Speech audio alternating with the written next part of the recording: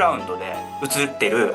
映像なんですけど、それはフロリダの。そうですよ。これね、ディズニーの中なんですよ。私がマネジメントしてた日本館なんですが、とてもディズニーの中だと信じられないんですよね。ディズニーは細部にこだわるんで、これ鳥居は厳島神社の鳥居なんですね。湖に立ってて。鳥居の後ろにあるのは法隆寺の五重塔です。で、お城はですね、これ、白鷺城なんですよ。どれも世界遺産ですよね。当時は世界遺産になってないんですが、ディズニーはずっとマーケティングをしてですね、日本で将来世界遺産になるであろう建物を見抜く目があったっていうことなんですね。このマーケティング力の強さもディズニーの一つの大きな特徴です。全部世界遺産になってない時期に取り入れられたんですか？もちろんもちろん、これ東京ディズニーランドができるさらに1年前、東京ディズニーランドが1983年にできてますから、これオープンしたの1982年なんですね、ワールドショーケース。で、そのさらに4年前か5年前にマーケティングしてるので、1978年頃ディズニーは日本国中を回ってると思います。ミシェランのですね、覆面パトロールのように多分回ってたんですね。で、日本全土を回って、日本館っていうのは、フロリダディズニーで作るときに、これは、この建物は素晴らしいねっていうのをですね、チェックしていくんですよ。それで、日本の宮大工を雇って、その人に建てさすんで、本物を建てさせたわけですよね。ですから、その当時は全然世界遺産になってないです。1970年代後半ですから。あ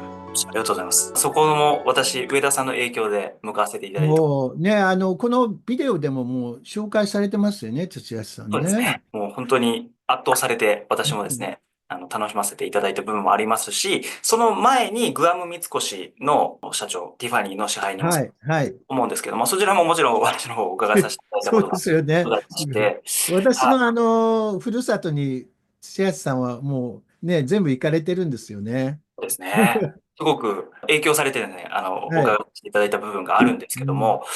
グアム三越に行かれた時って、そこは代表として、行かれたというところなんですけども、その時、日本でお仕事をされてた状態から、現地で働かれてらっしゃる方もいらっしゃってっていうところで、まあ、はい。国籍の部下の方もいらっしゃると思うんですね。はい。そういったはい。ところで、上田さんが気をつけていたこととか、その時、日本でやってきたことと違うこととか、まあ、そういったところがございましたら、ぜひお伺いできればと思いますが。はい。やっぱりね、国の文化が違うということは、今、たくさんいろんな業界で、アジアを中心としてですね、いろんな国の人たちが日本に働きに来てますよね。介護業界とか居酒屋もそうだし、ただやっぱり文化が違うので、もともと日本のおもてなしのベースは当たり前ですけど、ないですよね。だから、そんな中で一番私が意識してたのは、仕事をしてて楽しいんだというふうに感じていただくということですね。どっちかというと、私が言ったこの海外の文化の人たちは、お金をもらうために仕事をする。まあ、もちろんそれ日本でもそうなんですけど、働くっていうことはお金を稼ぐことっていう、あれがすごく強かったんですね。アメリカでもチップの文化ですから、おもてなしとかホスピタリティっていうのはお金で買うものですからね。いわゆるお金と代償なんですよね。それ以前にですね、働いてること自体が楽しいことなんだって、お客さんに喜んでもらうって楽しいことなんだよっていうのをですね、いろんなゲームとか仕組みを作ってですね、体感してもらうっていうのをすごくやってきましたね。まあ、働くっていうキーワード出ましたけども、はい。こういう時にも、働くとはどういうことなのかとか、まあ、そういった日本の言葉の意味も踏まえながら、話されるところも上田さんの特徴ですよね。そうですね。そのベースになる、まあこれは祖母から学んだ働くっていうのは、働って周りのことですよね。を楽にすることなんだって。自分だけが幸せになるんじゃなくて、まず周りを幸せにしながら、もちろん自分も幸せになるっていうと、いわゆる働いていることに対してですね、喜びが生まれてくるんだと。喜びって一人じゃ生まれないですけど、みんなで、よかったねって、みんながこう、潤うねっていう形で分かち合うことによってですね、働くことの意識が違ってくるんですね。ですから、日本というのはもともと家族主義って言ってチームに強いですよね。スポーツでも何でもそうだと思うんです。個人競技というよりはチーム戦になるとすごく強かったりするんですよね。それはやっぱり分かち合えるとか、そういうお互いが思いやれるとか、日本の独特の文化が効いていると思います。そういうのをですね、もちろんベースは違うんですけども、いろんな仕組みとか仕掛けを作ることによって体感してもらうっていうのをすごく意識してきました。つまりアメリカにおいて日本的経営をどのように入れていくかっていうことですよね。そういうのは意識してやってきました。まあ、先ほどのチームのお話ももちろんされました。はい。上田さんの代表的な書籍としましては、日本人にしかできない気遣いの習慣っていう、はい。まあ、書籍も出されてて、次に出された本がこちらの書籍だと思うんですね。こちらはより個人によったお話になるかと思いますが、この書籍に書かれている項目とかがすごくですね、大事にさせていただいているものもあって、これを出したきっかけというところもお伺いしてよろしいですか？はい。この前の書籍、私の書作は、日本人にしかできない気遣いの習慣っていうのは、実は2011年の11月に出してるんですが、2012年といえば皆さんよくご存知、東日本大震災、とても辛い出来事がありましたよね。3.11の時に。あの時に絆とか気遣いとかそういう言葉がすごく世間ではキーワードとして出てて、その時に出版社がたまたまですね、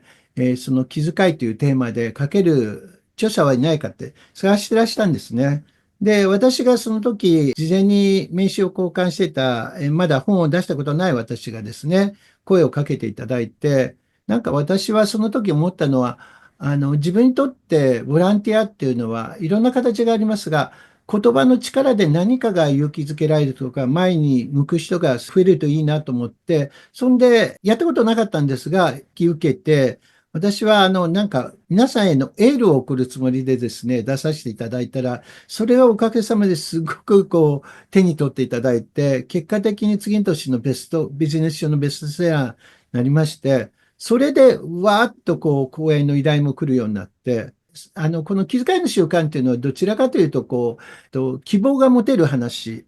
あの年ですから、あんまり辛い話を書いても、なんかみんなが心が苦しくなるので、ただですね、人生っていうのは両面ありますよね。裏と表があって、いいことばっかりは絶対ないんですよ。で、辛い時にですね、心の支えになるっていうか、ちょっとこういう自分の失敗とか辛いとか苦しい時代もあったっていうので、反面として書いたのが心を鍛える習慣だったんです。つまり、実はこの気遣いと心を鍛える習慣は2冊で1冊みたいな感じなんですよね。だから、陰と陽という形なんです。で、最初は、割と陽の話を書いたので、ブルーの表紙にしたんですけど、逆に2冊目は陰っていうかね、苦しかった時代の話を書いたので、逆に明るい赤の表紙をしたんですよ。これはだから、この2冊は陰陽の関係になっているということです。2冊目ももちろん売れたんですけども、結構2冊目は本当に経営者とかですね、苦しみを乗り越えてきた人たちが非常に好んで読んでくださる。1冊目はですね、アカデミックなあれなんで、皆さんが割と手に取りやすいんです。でも2冊目は本当に苦心を乗り越えてきた人とか、そっちの人にすごく評価が高い本となりました。そういうことですね。私、個人的にもかなり困難があったと思うんですけど、そういった時に手を差し伸べていただいたっていうね、こともありますし。私はもともと講演講師というよりはコーチなんで、どちらかというと体験とか人に寄り添うっていう部分がすごく強いんですね。だから何かを